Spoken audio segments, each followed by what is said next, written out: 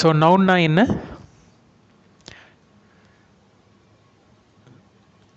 நவுன்னா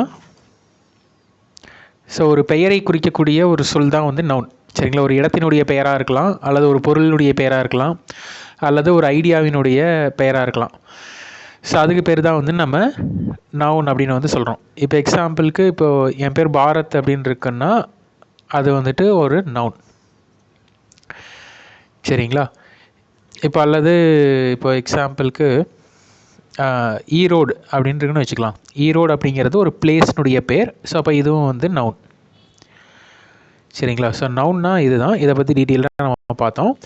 so next வந்துட்டு pronoun. நம்ம parts of speech தான் வந்து பார்த்துட்ருக்கோம். ஸோ பார்ட்ஸ் ஆஃப் ஸ்பீச்சில் ப்ரோனவுனுக்கு அடுத்தது நவுனுக்கு அடுத்தது ப்ரோனவுன். ஸோ ப்ரோனவுன்னா என்ன அப்படின்னா, இப்போ நவுன் இருக்கக்கூடிய இடத்துல நம்ம வேறு ஒரு வார்த்தையை யூஸ் பண்ணுறோம் அப்படின்னா அதுதான் வந்துட்டு ப்ரோனவுன். சரிங்களா? இப்போ ஃபார் எக்ஸாம்பிளுக்கு இந்த சென்டென்ஸ் பாருங்கள். Ravi is my friend, Ravi is very kind அப்படின்னு வந்து சொல்கிறாங்க. இப்போ இந்த இடத்துல ரவி அப்படிங்கிற வார்த்தை என்ன ஆகிட்டு இருக்கு? ரிப்பீட் ஆகிட்டு இருக்கு. அப்போ இந்த இடத்துல ரவி இஸ் மை ஃப்ரெண்ட், ரவிக்கு பதிலாக ரவிங்கிறது யார்? ஒரு அவன்னு சொல்லாமா? ரவி என்னுடைய ஃப்ரெண்டு, அவன் ரொம்ப கைண்டாக இருப்பான் அப்படிங்கிறது தானே. ஸோ அப்போ அவன் அப்படின்னு சொல்லாமா? இந்த அவன் அப்படிங்கிறதான் என்னென்னா, அவன்கிறது யாரை குறிக்குது? இந்த ரவியை தான் குறிக்குது. சரிங்களா? அதாவது ரவி வர வேண்டிய இடத்துல நம்ம என்ன வார்த்தையை யூஸ் பண்ணுறோம் அப்படின்னா அவன், அதாவது ஹீ, அவன்கிற வார்த்தையை யூஸ் பண்ணுறோம். அப்போ இந்த அவன் அப்படிங்கிறது தான் வந்து என்னதுன்னா ப்ரோனவுன். சரிங்களா? ஹீ அப்படிங்கிறது தான் இந்த இடத்துல ப்ரோனவுன். ஸோ ப்ரோனவுன்னா என்ன அப்படின்னா, நவுன் வர வேண்டிய இடத்துல நம்ம வேறு ஒரு வார்த்தை யூஸ் பண்ணுறோம். சரிங்களா? பட் வந்துட்டு அது என்ன பண்ணும்? சேம் நவுன் என்ன வேலையை செய்யணுமோ அதே வேலையை, அதே மீனிங்கை வந்துட்டு அது கொடுத்துரும். சரிங்களா? ஸோ ரிப்பீட்டேஷனாக நம்ம அவாய்ட் பண்ணணும் அப்படிங்கிறதுக்காக இந்த ப்ரோனவுனை வந்து யூஸ் பண்ணுவோம். சில இடத்துலையும் ரவி ரவி ரவி ரவி அப்படின்னு சொல்கிறதுக்கு பதிலாக அந்த இடத்துல வந்து பார்த்திங்கன்னா ஹீ அப்படிங்கிற வார்த்தையை வந்து நம்ம ரீப்ளேஸ் பண்ணிக்க முடியுது. சரிங்களா? இதுதான் ப்ரோனவுன். ஸோ ப்ரோனவுன்னா என்னென்னா, நவுன் வர வேண்டிய இடத்துல நம்ம வந்துட்டு ஒரு வார்த்தையை யூஸ் பண்ணணும் அப்படின்னா அதுக்கு பேர் தான் ப்ரோனவுன். சரிங்களா? ஸோ இப்போ ப்ரோனவுன் அப்படின்னா வந்துட்டு ஹீ மட்டும்தான் ப்ரோனவுனா அப்படின்னா, ஐ அப்படிங்கிறது ஒரு ப்ரோனவுன். ஐ. இப்போ நான் என்னை பற்றி பேசிகிட்டு இருக்கேன் அப்படின்னா அந்த இடத்துல நான் ஐயே யூஸ் பண்ணால் வந்துட்டு யாரை தான் குறிக்கும்? அந்த ஐங்கிறது என்னை தான் குறிக்கும். கரெக்டாக? ஸோ அந்த இடத்துல நான் என்னுடைய நேமை தான் யூஸ் பண்ணணும்னு தேவையில்லை. என்னுடைய நேமுக்கு பதிலாக ஐ அப்படிங்கிற வார்த்தையை நான் யூஸ் பண்ணலாம். அடுத்து ஹீ, ஷீ. ஒரு பொருளை பற்றி நம்ம பேசிகிட்டு இருக்கோம். இப்போ எக்ஸாம்பிளுக்கு ஒரு பிளேஸை பற்றி பேசுகிறோம் அப்படின்னா இட்டு, தே. ஸோ நிறையா பேர் இருக்காங்க, அவர்களை பற்றி பேசிகிட்டு இருக்கோம் அப்படின்னா தே. ஸோ இது எல்லாத்தையும் தான் நம்ம வந்துட்டு என்னன்னு சொல்லுவோம்னா, நான் காமனாக யூஸ் பண்ணக்கூடிய முக்கியமான ப்ரொனவுன்ஸ். சரியா?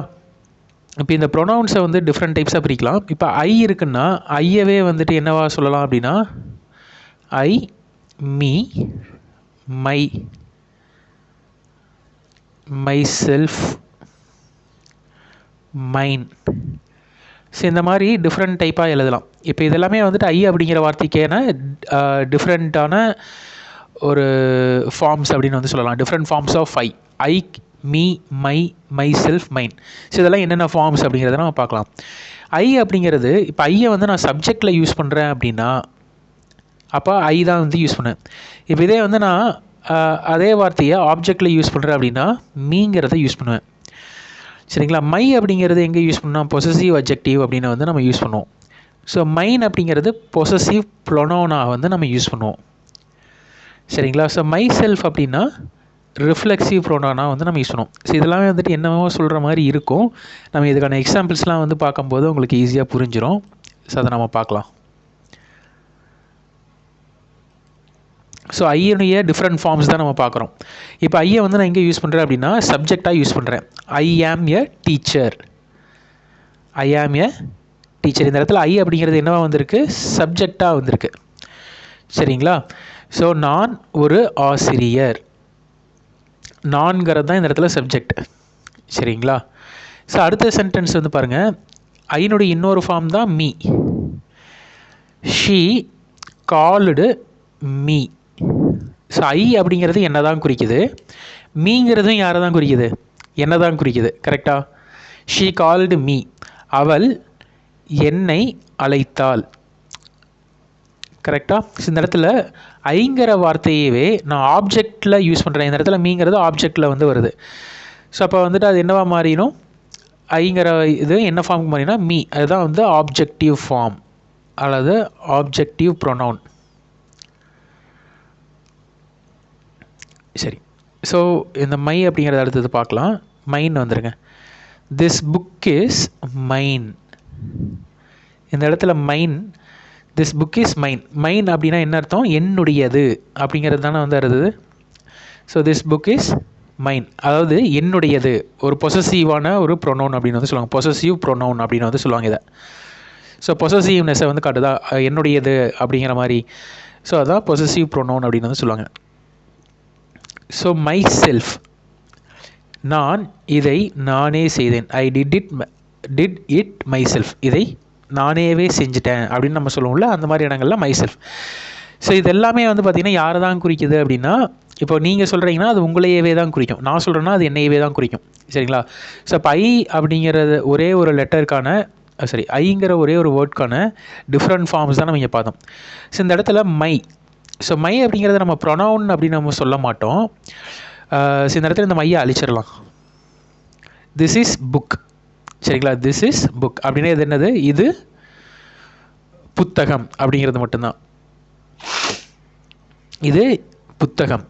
ஆனால் இந்த இடத்துல மை அப்படிங்கிற வார்த்தை வரும்போது என்ன ஆகுது, இந்த புக்கை என்னன்னு சொல்லுது, யாருடைய புக்குங்குது, மை புக்குங்குது. கரெக்டாக. இந்த புக்கு யாருடையது, மை புக். ஸோ அப்போ இந்த புக்கை இது டிஸ்கிரைப் பண்ணுது. இந்த மை அப்படிங்கிறது என்ன பண்ணுது, டிஸ்கிரைப் பண்ணுது. ஸோ டிஸ்கிரைப் பண்ணுச்சுன்னா அதுக்கு பேர் என்னன்னு சொன்னாங்க, ஒரு நவுன். புக்குங்கிறது ஒரு நவுனா இல்லையா, புக்குங்கிறது ஒரு நவுன். ஸோ ஒரு நவுனை டிஸ்கிரைப் பண்ணுச்சு அப்படின்னா அதுக்கு பேர் என்னன்னு சொன்னோம், ஸோ அட்ஜெக்டிவ்.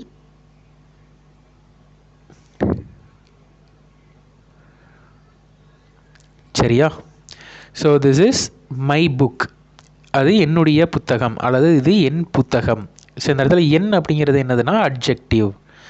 ஸோ அதனால் இதை வந்து என்னென்னு சொல்லுவாங்கன்னா அட்ஜெக்டிவ் ப்ரொனவுன் அப்படிங்கிற மாதிரி வந்து சொல்லுவாங்க, அல்லது பொசசிவ் அட்ஜெக்டிவ். என்னுடையது அப்படிங்கிறது தானே பொசசிவ் அட்ஜெக்டிவ், இது வந்து பொசசிவ் ப்ரொனவுன். சரி, முன்னாடி நம்ம கிளாஸில் சொன்ன மாதிரியே தான் இந்த இடத்துல நான் வந்துட்டு கொஷின் வந்துட்டு இது என்ன அட்ஜெக்டிவ், இது என்ன ப்ரொனவுன் அப்படின்லாம் கேட்க மாட்டாங்க. பட் வந்து உங்களுக்கு ப்ரொனவுன்னா என்ன அப்படிங்கிற ஒரு சென்டென்ஸை பார்த்தீங்கன்னா இதில் எது ப்ரொனவுனு, இதில் எது நவுனு, என்ன வேர்பு அப்படிங்கிறத கண்டுபிடிக்க தெரியணும். சரிங்களா. அதுக்கு தான் இந்த டைப்ஸ்லாம் நமக்கு ஹெல்ப் பண்ணுமே தவிர இந்த டைப்ஸை நம்ம மனப்பாடம் பண்ணியோ அல்லது அந்த டைப்ஸை ஃபுல்லாக நம்ம தெரிஞ்சு வச்சுக்கணுங்கிற தேவையில்லை. சரிங்களா. ஜஸ்ட்டு ஒரு ஐடென்டிஃபை பண்ணுறதுக்கு அளவுக்கு நம்ம அதை புரிஞ்சுருக்கிறோம் அப்படின்னாவே போதும். ஸோ இப்போ இந்த ஐ அப்படிங்கிற ஒரு ப்ரொனவுனுடைய டிஃப்ரெண்ட் ஃபார்ம்ஸை பற்றி தெரிஞ்சிருப்போம். கரெக்டாக. I, me, my, mine, myself. So கரெக்டாக. ஸோ இதை வந்துட்டு ஐனுடைய different forms. I, me, my. முக்கியமாக நம்ம அதிகமாக யூஸ் பண்ணுறது இது 3 தான். ஐ, மீ, மை அப்படிங்கிறது தான். ஐனா இது நான் ஒரு ஆசிரியர். மீனா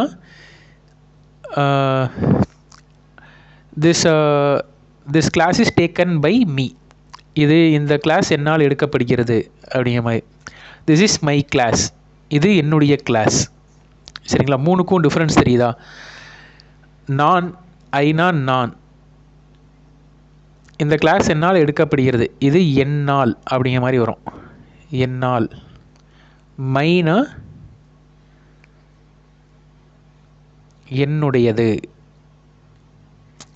சரிங்களா. ஸோ ஓரளவுக்கு நீங்கள் தமிழில் ஒவ்வொரு சென்டென்ஸையும் சொல்லி பார்க்க ஆரம்பிச்சிங்கனாவே உங்களுக்கு ஈஸியாக புரிய ஆரம்பிச்சிடும். ஸோ செகண்ட், அடுத்த சென்டென்ஸ் வந்து போயிடலாம். யூ. ஸோ யூனுடைய சப்ஜெக்டிவ் ஃபார்மும் யூ தான். இப்போ உங்களுக்கு சப்ஜெக்டிவ் ஃபார்ம்னா என்னன்னு தெரிஞ்சிருக்கும், ஆப்ஜெக்டிவ் ஃபார்ம்னா என்னன்னு தெரிஞ்சிருக்கும். ஸோ யூ தான். பொசசிவ் அட்ஜெக்டிவ்னா யுவர்ஸ், யுவர்.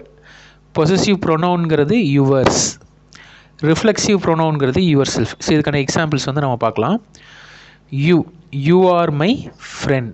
யூனா இந்த இடத்துல என்ன, நீ, நீ என் நண்பன். இதே வந்துட்டு ஆப்ஜெக்டாக யூஸ் பண்ணும்போது யூவே தான் யூஸ் பண்ணும். ஐ சா யூ, நான் உன்னை பார்த்தேன். இந்த இடத்துல நீ அப்படிங்கிறது இந்த இடத்துல என்னவா இருக்குது? உன்னை அப்படின்னு மாறி இருக்கு. இந்த இடத்துல யூனா நீ. நீ என் நண்பன். ஐ சா யூனா நான் உன்னை பார்த்தேன். So next one is your. யுவர்னா யுவர் பென் இஸ் ப்ளூ. இந்த இடத்துல பென் இஸ் ப்ளூன்னு சொன்னால் போதும். ஆனால் இந்த இடத்துல இந்த யுவர்ங்கிறது என்ன டிஸ்கிரைப் பண்ணுது? இந்த பெண்ணை டிஸ்கிரைப் பண்ணுது. யாருடைய பென்? உன்னுடைய பென். சரிங்களா? உன் பென், உன் பேனா அல்லது உன்னுடைய பேனா நீளமாக உள்ளது. சரிங்களா?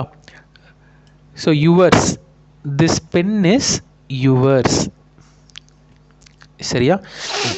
ஸோ இந்த பென் உன்னுடையது. யுவர் செல்ஃப், அதை நீயே செய்.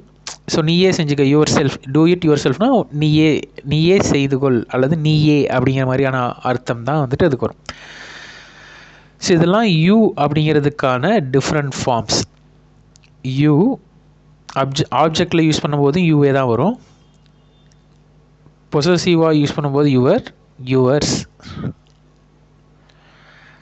ஸோ லாஸ்ட் யுவர் செல்ஃப், நீயே செஞ்சுக்கோ, நீயே பார்த்துக்கோ அப்படிங்கிற மாதிரி சொல்கிறது.